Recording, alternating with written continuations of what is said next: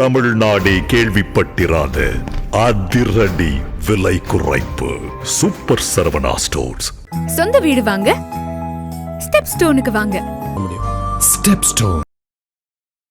வீட்டில் இருக்கிற அம்மாவில இருந்து வேலைக்கு போகிற பெண்கள் வரைக்கும் இப்படி ஒவ்வொருத்தருக்குமே பாலியல் தொல்லை தான். சரி, இவங்களுக்கெல்லாம் பிரச்சனைனா இவர்களை பாதுகாக்கக்கூடியதுக்காக உருவாக்கின புரட்சி அம்மாவால் உருவாக்கிய மகளிர் காவல் அவர்கள் காவலர்களுக்கும் தொல்லை இந்த ஆட்சியில் குற்றவாளிகளுக்கு சுத்தமாக பயமே இல்லைல்ல, அப்படிதான் எடுத்துக்கணுமா? அப்படிதான் இருக்கு.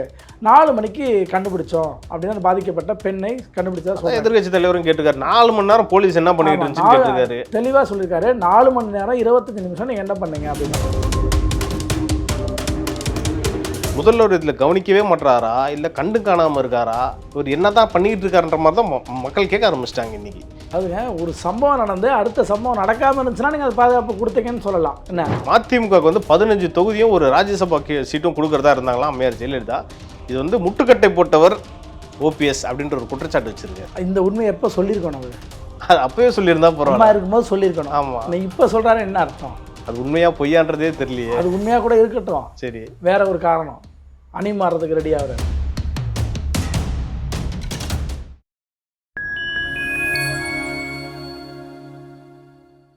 ஃபைன் டைம் மீடியா நேயர்களுக்கு வணக்கம். இன்று நம்மோடு இணைந்திருப்பவர் அரசியல் விமர்சகர் திரு ராஜா ஸ்டாலின் அவர்கள். வாருங்கள், அவர் நம்ம அரசியல் சார்ந்த பல்வேறு கேள்விகளை முன்வைக்கலாம். வணக்கம் ராஜாண்ணா. வணக்கம். தமிழ்நாட்டில் எங்கெங்கெல்லாம் பார்த்தீங்கன்னா ஒரே பாலியல் சம்பவமாக நடக்குது. ஒரு பக்கம் பெண் குழந்தைகள் கடத்திக்கிட்டு போகிறாங்க. இப்படிப்பட்ட நியூஸாகவே 2-3 நாளாக வந்துக்கிட்டு இருக்கு. கோயம்புத்தூரில் நடந்ததை நீங்கள் பார்த்துருப்பீங்க. அந்த சம்பவம் நம்ம மறக்கிறதுக்கு முன்னாடியே இன்னொரு சம்பவம் நடந்திருக்கு. கோயம்புத்தூரில் ஒரு பொண்ணை கடத்திட்டு போயிருக்காங்க. அதே மாதிரி மதுரையில் ஒரு மாணவிக்கு ஆசிரியரே பாலியல் தொல்லை கொடுத்ததாகவும் ஒரு செய்தி வந்திருக்கு. எதிர்கட்சி தலைவர் எடப்பாடி பழனிசாமி அதை ட்வீட்டாக போட்டிருக்காரு. தமிழ்நாட்டில் பெண்களுக்கு பாதுகாப்பு இருக்கா இல்லையா? அதாவது தேவா, நீங்கள் என்ன சொல்கிறீங்க? இப்போதோ சமீபத்தில் வர மாதிரி சொல்கிறீங்க. இவங்க ஆட்சியில் பொறுப்பேற்ற 4.5 வருஷமாகவே இதான் நடந்துட்டு இருக்குது. என்ன அங்கே ஒன்று இங்கே ஒன்று இங்கே ஒன்று. அதாவது என்ன சொல்கிறதுனா, வீட்டில் இருக்கிற அம்மாவிலேருந்து வேலைக்கு போகிற பெண்கள் வரைக்கும் வீட்டில் இருக்கக்கூடிய மாணவி என்ன இப்படி ஒவ்வொருத்தருக்குமே பாலியல் தொல்லை தான். சரி, இவங்களுக்கெல்லாம் பிரச்சனைனா இவர்களை பாதுகாக்கக்கூடியதுக்காக உருவாக்கின புரட்சி அம்மாவால் உருவாக்கிய மகளிர் காவலர்கள். ஆமாம், ஏன்னா அது கொண்டு வந்ததே புரட்சி அம்மாவின் ஆட்சி காலத்தில் அவர்கள் தான் அதை கொண்டு வந்தாங்க. மகளிர் காவல் நிலையத்தை பெண்களுக்காகவே. அவர்கள் காவலர்களுக்கும் தொல்லை. என்ன உங்களுக்கு தெரிஞ்சிருக்கும், விருகம்பாக்கத்தில் நடந்த ஒரு கூட்டத்தில் கனிமொழி அவர்கள் கலந்துக்கிட்ட கூட்டத்திலேயே பெண் காவலர்களை சீண்டி அது அரசலாம் பண்ணாங்க. அப்புறம் என்ன ஆச்சுன்னு தெரியல. இது 4.5 ஆண்டுகளாகவே இதான் லட்சணமாக இருக்குது. வீட்டுக்குள்ளே கூட அவங்க பாதுகாப்பாக இருக்க முடியாத ஒரு சூழல் தான் பெண்களுக்கு. அதுதான் விழுப்புரத்தில் நவீனான ஒரு 12வது படித்த ஒரு மாணவியை வீட்டுக்கே போய் ஒருதலை பட்சமாக காதலிச்ச ஒருத்தர் வயது பொருந்தாத, அதான் அந்த 12வது படிக்கிற மாணவன் என்ன வயது, ஒரு 16 வயது. அந்த பொண்ணு இறக்கும்போது 16 வயது. அந்த செந்தில் ஒரு நபர் 35 வயது. எத்தனை வயசு வித்தியாசம் பாருங்க. 35 என்ன ஏறத்தாழ 19 வருஷம் வயசு வித்தியாசம். அவன் ஒருதலை தரப்பட்சமாக காதலிச்சா அந்த காதலை எப்படி பெற்றோர்கள் ஏற்றுவா, அந்த பொண்ணு எப்படி ஏற்றுக்கும்? அப்போ அதை ஒத்துக்கலைங்கிறதுக்காக மண்ணெண்ணை ஊற்றி கொளுத்தி அவனும் கொளுத்திக்கிட்டு இறந்துட்டான். இந்த ஆட்சியில் குற்றவாளிகளுக்கு சுத்தமாக பயமே இல்லைல்ல, அப்படிதான் எடுத்துக்கணுமா? அப்படிதான் இருக்கு. நீங்கள் இந்த கோயம்புத்தூர் சம்பவத்தை எடுத்துங்களேன். கோயம்புத்தூர் சம்பவம் நடந்தது கோயம்புத்தூரில் விமான நிலையத்துக்கு அருகில் நடந்திருக்குங்க. ஆமாம், அருகில் நடந்த இடத்துல நடந்த விஷயம் 10:40க்கு சம்பவம் நடந்திருக்கு.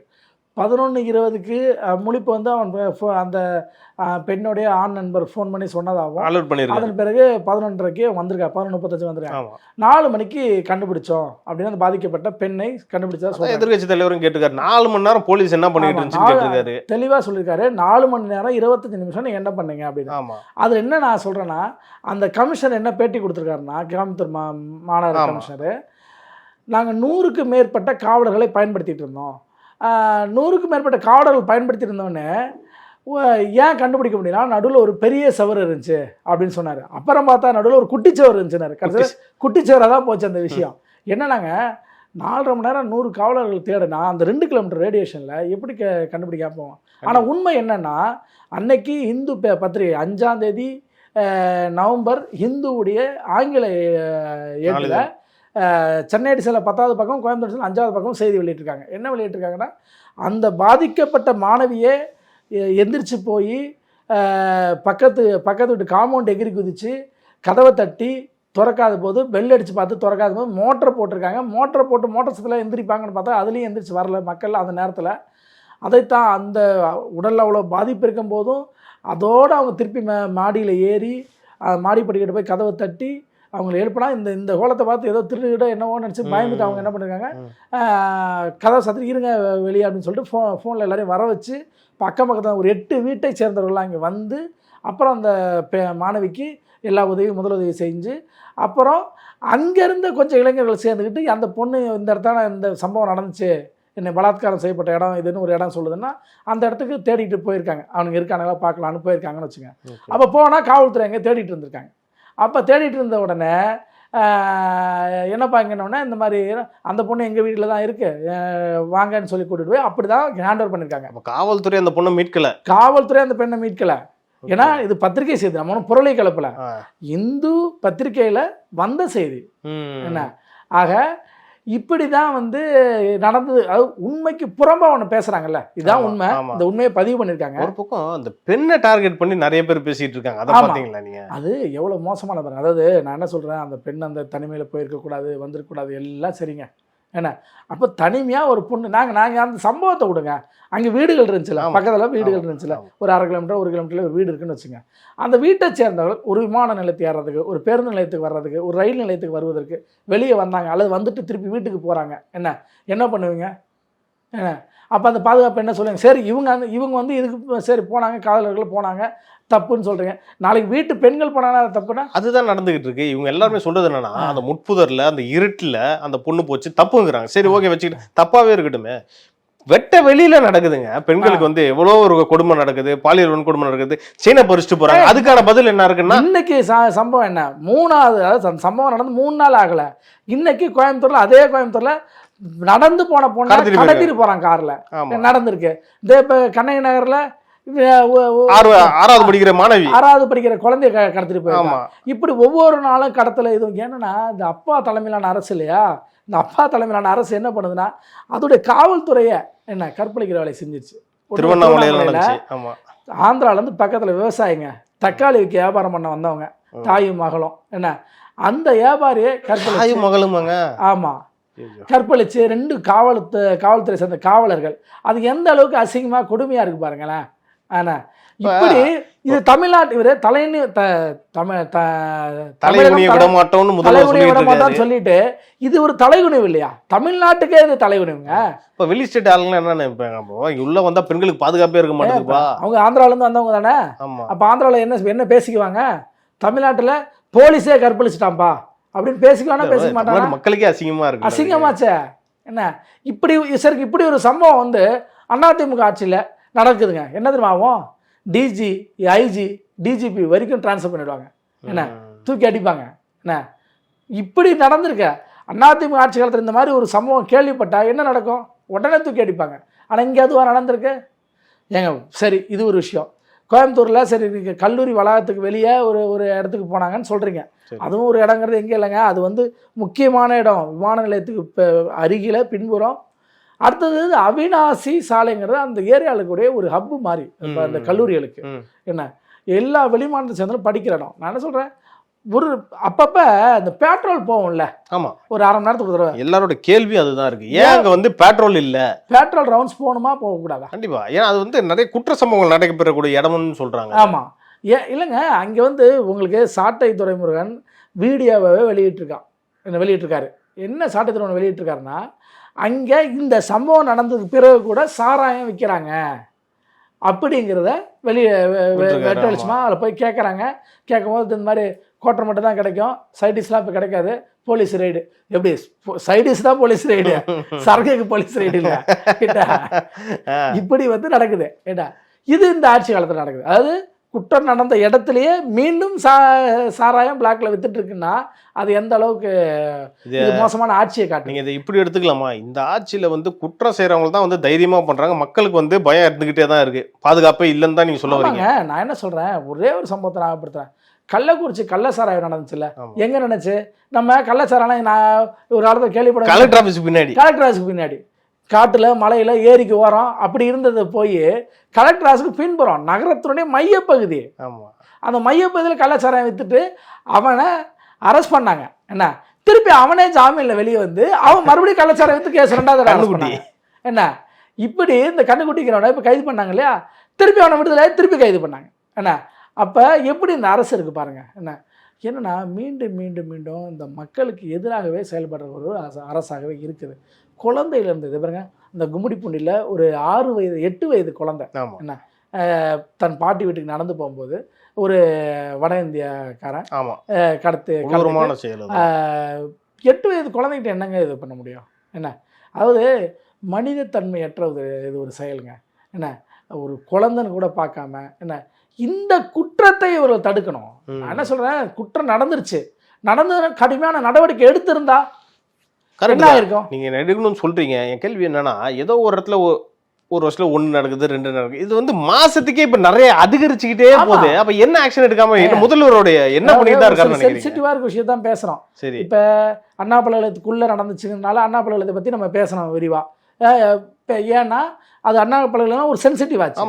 ஆனா அதை தாண்டி அங்கொன்றும் இங்கொன்றும் எங்கேயாவது நடக்கிற விஷயங்கள் வெளியே தெரியறதே இல்லை. முதல்வர் இதுல வந்து கவனிக்கிறதே இல்லைன்னு நினைக்கிறீங்களா? அவர் தாங்க துறை அமைச்சர். அந்த துறை அமைச்சர் வேலை செய்ய சினிமா ரிவ்யூ பார்த்துட்டு இருக்காரு அவரு. என்ன அதனால அந்த ரிவ்யூ பார்க்கல ஒரு பிஸியா இருக்காருன்னு நினைக்கிறேன், துறையை கண்டுக்கிறது இல்லைன்னு நினைக்கிறேன்.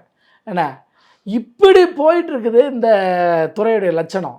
என்ன மீண்டும் இந்த அதாவது ஒரு காலத்துல மின்சாரத்தால் அதில் பொறுப்பேற்றுக்கார் ஆற்காட்டு வீராசாமி, மின்சாரத்துறை அமைச்சர். இந்த மின்சாரால் தான் நாங்கள் ஆட்சியை இழந்தோம், மின்சார கட்டு கரண்ட் கட்டு. அந்த மாதிரி இந்த திமுக இப்போ ஆட்சி இழக்க போகுது. அந்த ஆட்சி எதனால் இழக்க போகுதுன்னா, முதல் விஷயமா இந்த பெண்கள் மீதான பாதுகாப்பு அப்படிங்கிறது இருக்க போகுது. பாதுகாப்பு தரலை அப்படிங்கிறதுனாலையும் இந்த கற்பழிப்பு குற்றங்கள்னாலையும் நேரடியாக திமுகவின் ஆதரவாளர்களே, ஞானசேகரன் யாரு, அண்ணா பல்கலைக்கழகத்தோட ஈடுபட்ட திமுக நிர்வாகி. என்ன அப்ப இப்படி தன் கட்சிக்காரனே செய்யறதுனால இந்த ஆட்சி இழக்கிறதுக்கு இந்த பெண்கள் மீதான கற்பழிப்பும் பெண்களுக்கு பாதுகாப்பு இல்லாததும் தான் திமுகவை தோற்கடிக்க போற மிகப்பெரிய ஆயுதமாக இருக்கு. இப்போ மக்களை இப்போ வந்து என்ன கேட்டுக்கிட்டு இருக்காங்க, இவ்வளோ சம்பவம் நடக்குது, இது வந்து முதல்வர் இதில் கவனிக்கவே மாட்டாரா, இல்லை கண்டு காணாமல் இருக்காரா, இவர் என்ன தான் பண்ணிக்கிட்டு இருக்காருன்ற மாதிரி தான் மக்கள் கேட்க ஆரம்பிச்சிட்டாங்க இன்னைக்கு. இது வந்து எங்கே போய் முடிய போகுது?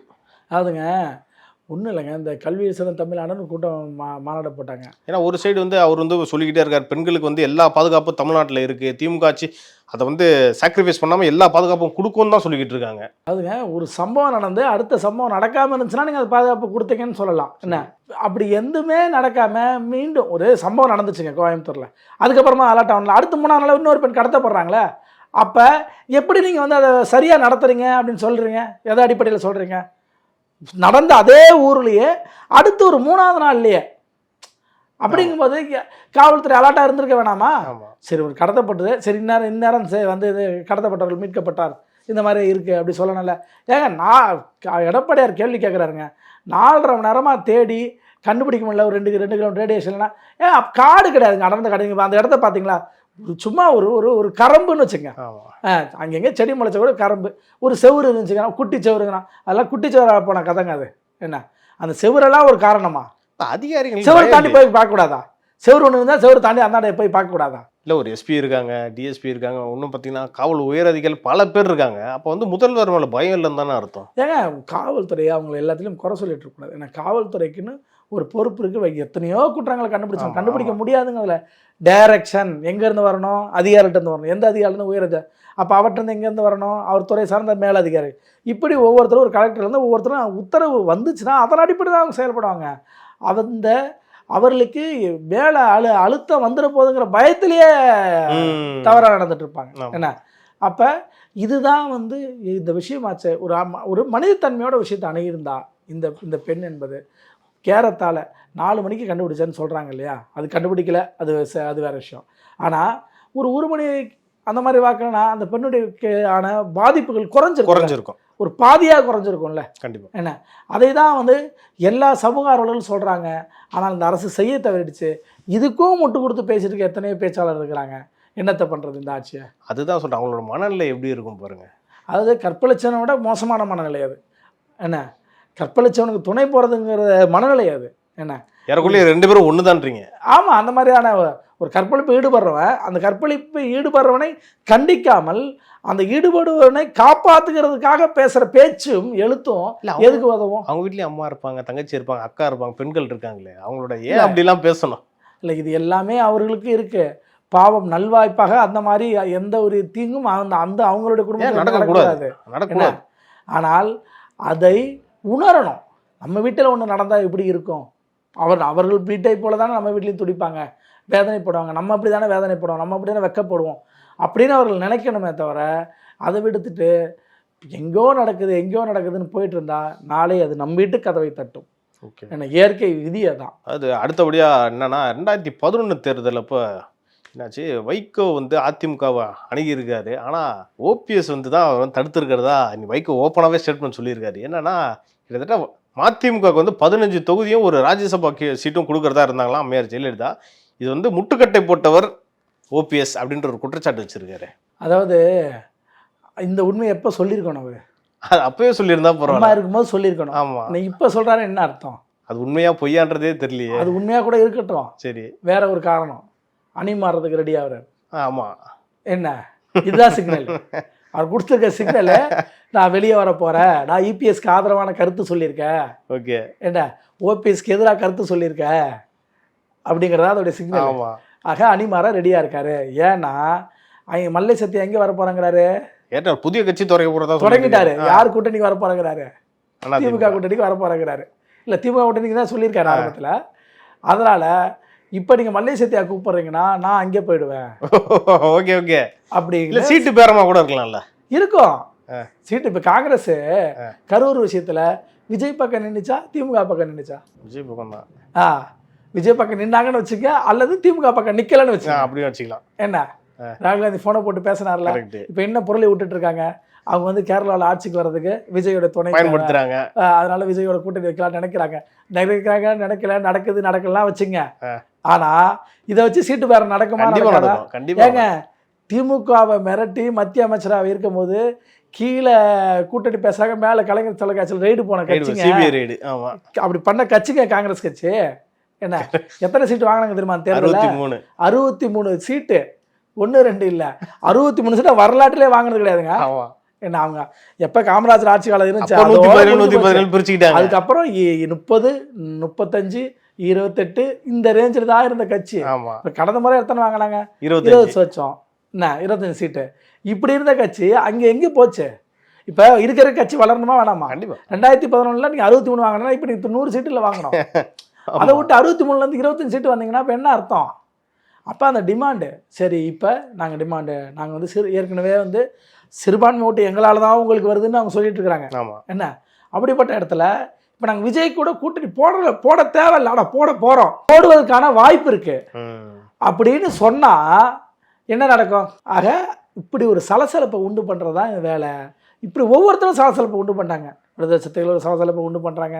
எங்களுக்கு 6 சீட்டு பத்தாது, அப்ப எங்களுக்கு 16 சீட்டு வேணும், 20 சீட்டு வேணும்னு குரல் கொடுக்க ஆரம்பிச்சிட்டாங்க. கம்யூனிஸ்ட் கட்சிகள் தொடர்ந்து விமர்சனம் பண்ணி அவர் இந்த சண்முகம் இருக்காருல்ல, அவர் பேச ஆரம்பிச்சாரு. முத்தரசன் வாக்கு மூலமா சொல்லவே ஆரம்பிச்சாரு. என்ன சொல்றாரு? நாங்க திமுக காசு வாங்கணும், என்ன நாங்க என்ன கள்ள பணமா வாங்கணும், அக்கௌண்ட்ல தானே வாங்கணும், நாங்க மட்டும் வாங்கணும். அதே வாக்கு மூலமா கொடுத்தாரு, போட்டு கொடுத்துட்டாரு. நாங்க மட்டும் வாங்கணும், விடுதலை சிறுத்தைகள் வாங்கினாங்க, மதிமுக வாங்கினாங்க, சிபிஎம் வாங்கினாங்க அப்படின்னு போட்டு கொடுத்துட்டாரு. ஏண்டா இப்படி தொடர்ந்து சொல்லி திமுக கூட்டம். அப்போ திமுக இப்போ என்னன்னா, இப்போ மக்கள் என்ன நினைப்பாங்க, நீங்கள் அதெல்லாம் விட்டுருங்க, நீங்கள் அக்கௌண்ட்டில் தான் கொடுத்தீங்க, அக்கௌண்ட்டில் தான் வந்துச்சு, எல்லாம் சரி. இப்போ மக்கள் பார்வை எப்படி இருக்கும்? என்ன காசு வாங்கிட்டாங்கன்னு தான் இருக்கும், ஒயிட்ல வாங்கினியா பிளாக்ல வாங்கினியா, காசு வாங்கிட்டாங்கன்னு வாங்கினவங்க மேலே இருக்கும், கொடுத்தவங்க நடக்கும். ஓ கூட்டணி வர்றதுக்கு காசு கொடுத்தா கூட்டணி கூப்பிடுவான் போலயே அப்படின்னு இருக்குமா? கண்டிப்பா. சீட்டு கொடுத்து கூப்பிடுறது அதிகாரத்தில் பங்கெடுத்துக்கிறது, காசு கொடுத்து கூப்பிடுறது எப்படி அதிகாரத்தில் பங்கெடுக்கிறது? அப்போ இது கொள்கை கூட்டணி எல்லாம் கிடையாது, கூட்டணி இல்லைல்ல. ஆக அந்த விஷயம் வெட்ட வெளிச்சமா போச்சு. ஏன்னா அதைத்தான் இப்ப வைகோ வந்து சொல்றாரு, சூசகமா சொல்லிட்டாரு. ஒன்னே இவ்வளவு சீட்டு கொடு, இல்லைன்னா அதிமுக பக்கம் நான் போக ரெடியா இருக்கேன், மல்லை சத்தியாவும் கழட்டி விடணும். ஒவ்வொரு தேர்தலையும் அவங்க மதிமுக அழுது புலம்பிதான் வாங்குறாங்க. போன 2024 துரை வைகோக்கு சின்னத்துல நில்லுனாங்களா, அவங்களுடைய உதயசூரியன் சின்னத்துல நான் நிக்க மாட்டேன், தனிச்சின்னம் தான். தனிச்சின்னம் தான் அப்படின்னு சொல்லி நின்னாரா? ஆமா அப்ப ஒரே ஒரு தொகுதிக்கு. ஆமா திருச்சி மட்டும். இதே அதிமுக அப்படி நடந்திருக்கா? 2001 உதயசூரியன் சின்னத்தில் நில்லுங்கன்னு விடுதலை சிறுத்தைகளை சொல்லிட்டு நிற்க சொன்னாங்க. ஆனால் பிரச்சனை அம்மா 2006 கூட்டணிக்கு வந்த உடனே நீங்கள் விரும்புகிற சின்னத்தில் நில்லுங்கிறாங்க. ஏன் தெரியுமா? அதில் என்ன அவருக்கு என்ன நஷ்டம் அந்த சின்னத்தில்னா? 2004 மங்களூர் தொகுதியுடைய எம்எல்ஏ இருந்தார். 2001 ஜெயிச்சு திருமாவளவன் எம்எல்ஏ இருந்தார். இப்போ அதிமுக கூட்டணி வரணுங்கிறதுனால அந்த ஏன்னா திமுக சின்னத்தில் நின்னார் உதயசூரியன் சின்னத்தில். அதனால உதயசூரியன் எம்எல்ஏவை தான் கணக்கெட்டாங்க, திமுக எம்எல்ஏ கணக்கெடுத்துக்கிட்டாங்க. அப்போ அந்த எம்எல்ஏ பதவியை ராஜினாமா பண்ணிட்டு தான் அதிமுக கூட்டணிக்கு வந்தார். ஸோ அப்படி தோழமைகளை பாதுகாக்கிற கட்சி அதிமுக கட்சி. தோழமைக்கு வர கட்சிகளை உடைக்கிறது செஞ்சு யார? எல்ஜி இலா கணேசனை, என்ன மதிமுக இலா கணேசனை, இப்போ பிஜேபி போய் சொன்னார் ராதாகிருஷ்ணன். இவர் ராதாகிருஷ்ணன் பேட்டி கொடுத்துட்டார், எங்கள் எல்லாருடைய வாழ்க்கையும் மதிமுக போய் வீணா போச்சு அப்படின்னு சொல்லிட்டு. இதை யாரு கெடுத்ததுன்னா திமுக தான் கெடுத்துச்சுன்னு சொல்லிட்டார். என்ன அப்போ திமுக கூட்டணிக்கு வர இருக்க கட்சி அழிச்சிடும். அவங்க என்ன சொல்றாங்க? பிஜேபி அழிச்சிடும் சொல்லிட்டு கடைசியில் பிஜேபி அழிக்கல, இவர்கள் தான் அழிச்சுக்கிட்டாங்க. என்ன திமுக தான் அழிச்சுது என்ன அப்படிங்கிற உண்மையை வெட்ட வெளிச்சமா முத்தரசன்ல இருந்து என்ன வைகோ வரைக்கும் சொல்லிட்டாங்க. ஓகே, நம்ம இன்னைக்கு நடப்பு அரசியல் மற்றும் சமூக நிகழ்வு குறித்து நிறைய பேசணும்.